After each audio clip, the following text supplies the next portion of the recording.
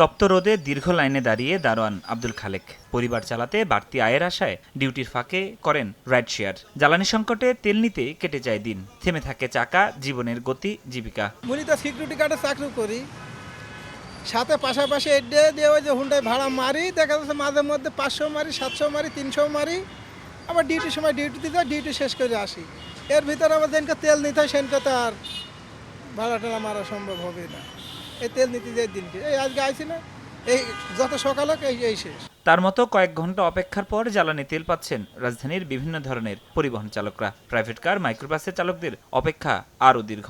এই রোদের ভিতরে 2.5 ঘন্টা যাবত আসি, আরও সামনে হয়তো আরও আধা ঘন্টা লাগবে, 3 ঘন্টা। গাড়ি নিয়ে সিরিয়াল দিচ্ছি 7টায়, এখন 11:30 বাজে, প্রায় পাম্পের কাছে আসছে। প্রচণ্ড গরম, গরমে পড়া শেষ হয়ে গেছে, প্রায় 3-4 ঘন্টা তো হয়েছেই। আমরা কষ্টের কথা বলার মতো কাউকে পাই না। ইফাদ রশিক স্পার্ক মিক্সে আছে সবচেয়ে বেশি মশলার সংমিশ্রণ। ইফাদ রশিক স্পার্ক মিক্স মশলা।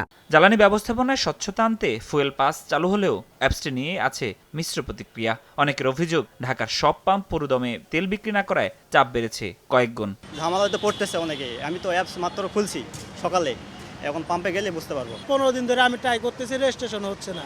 এখন 2.5 ঘন্টা দাঁড়ায় সিরিয়ালে আসলাম, বলতেছে পাস ছাড়া নাকি দিবে না। কিন্তু গত 2 থেকে 3 দিন ফুয়েল পাত ছাড়া কোনো তেল সরবরাহ থেকে হচ্ছে না।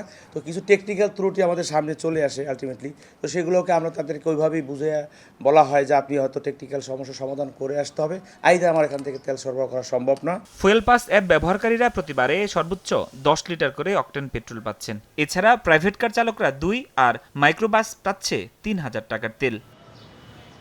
ফরহাদুর রহমান, সময় সংবাদ, ঢাকা।